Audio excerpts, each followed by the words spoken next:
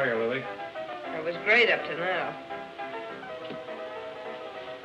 I don't often get to see you alone.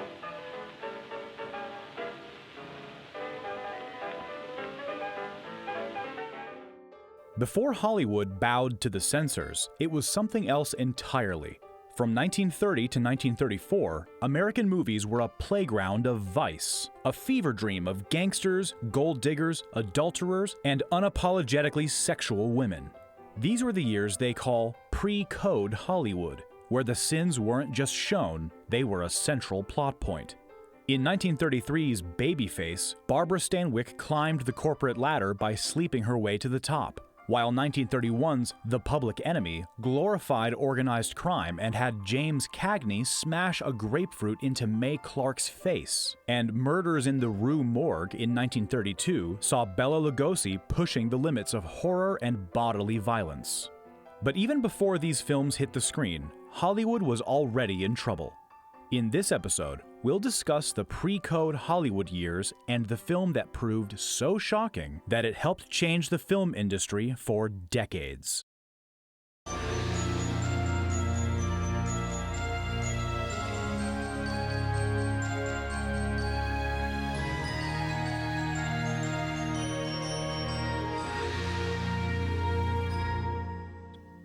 In the early 1920s, a series of off-screen scandals rocked the film industry. Most famously, the 3 trials of comedian Fatty Arbuckle following the death of actress Virginia Rappe, and the still unsolved shooting death of director William Desmond Taylor that also involved allegations of drug use and bootlegging. Studios panicked, fearing federal censorship or boycotts. In response, the major studios formed the Motion Picture Producers and Distributors of America and appointed a Presbyterian elder and former Postmaster General named Will Hays as its president in 1922. His job?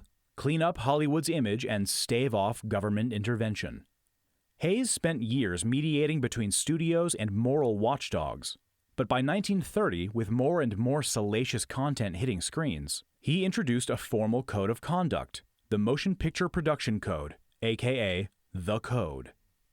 Drafted by Catholic layman Martin Quigley and Jesuit priest Father Daniel Lord, the Code outlined what films could and could not show. Topics like nudity, profanity, adultery, excessive violence, interracial relations, and, quote, lustful kissing were prohibited. Crime had to be punished. Sin could never be glamorized. But there was one problem. Studios agreed to the code in theory, but ignored it in practice. There was no enforcement mechanism. Hays could suggest changes, but studios routinely brushed him off. Ironically, what's known as the pre-code era began just after the code was written. As provocative films kept appearing, calls for censorship intensified. Senator William H. King of Utah introduced bills in 1930 and again in 1934 proposing a federal motion picture review board. These proposals alarmed the studios, but didn't pass. By 1933, the Catholic Church decided that public pressure wasn't enough. They needed a movement and an army. Spearheaded by Archbishop John T. McNicholas and backed by the National Catholic Welfare Conference, the Catholic Legion of Decency was born. The Legion began issuing their own ratings. An A rating was for films that were morally unobjectionable. B was for films morally objectionable in part, and C was for films that were condemned.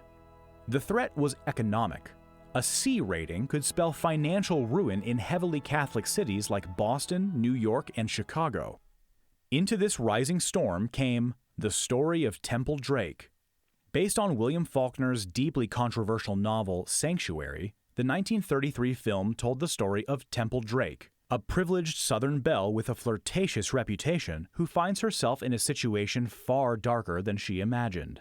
After defying her wealthy family's expectation for behavior, Temple leaves a party with a reckless young man, only to end up stranded at a dilapidated country hideout run by bootleggers and criminals. There, she encounters Trigger, a cold and dangerous gangster who assaults her off-screen and forces her into a life of degradation as his companion in a Memphis brothel. Silenced by trauma and shame, Temple refuses to speak about her ordeal, even as an innocent man stands trial for murder. Don't you see? Nobody knows what I've done. Nobody but you. Oh, Steve, give me a chance to live it down. In the end, she finds the strength to testify in court, confronting her past and seeking justice, though the scars remain. Paramount knew they were courting controversy. At the center was Miriam Hopkins, whose Southern poise and psychological nuance made her one of the most compelling actresses of her time. Her performance as Temple was raw, vulnerable, and deeply modern, a portrait of a woman shattered by violence, but not defined by it. Before a frame was shot, the Hayes office objected. To get it made, Paramount made changes. The rape was implied rather than shown. Temple's character was softened. The brothel was made vague, and a new ending had her testify in court. Still, the film ignited outrage. Several cities banned it. Critics were divided, and the Catholic Legion of Decency condemned it outright.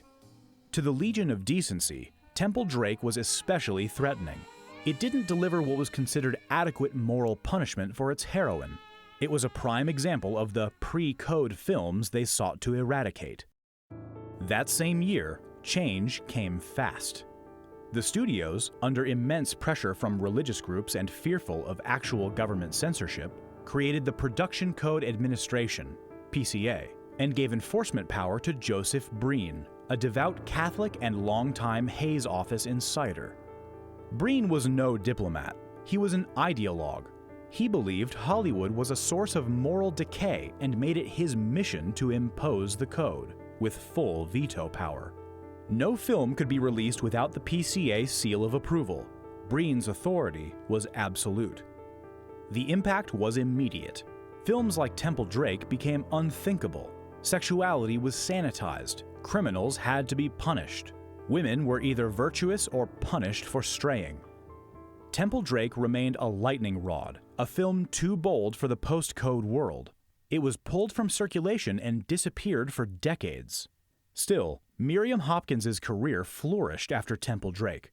The same year as that film, she starred in Design for Living, a racy comedy flirting with a menage a trois. But after 1934, she had to shift gears, moving into literary adaptations and period roles that conformed to the code. In 1935, she received an Oscar nomination for Best Actress for her role in Becky Sharp, the first full-length feature film in Technicolor. Joseph Breen ran the PCA until 1954, shaping American film through 2 decades of ironclad control. His strict Catholicism and conservative worldview determined what films Americans could see and how stories could be told. Meanwhile, the Catholic Legion of Decency continued to exert power. Studios consulted them directly. Directors revised scripts to avoid C ratings. But by the late 50s and 60s, American culture was shifting.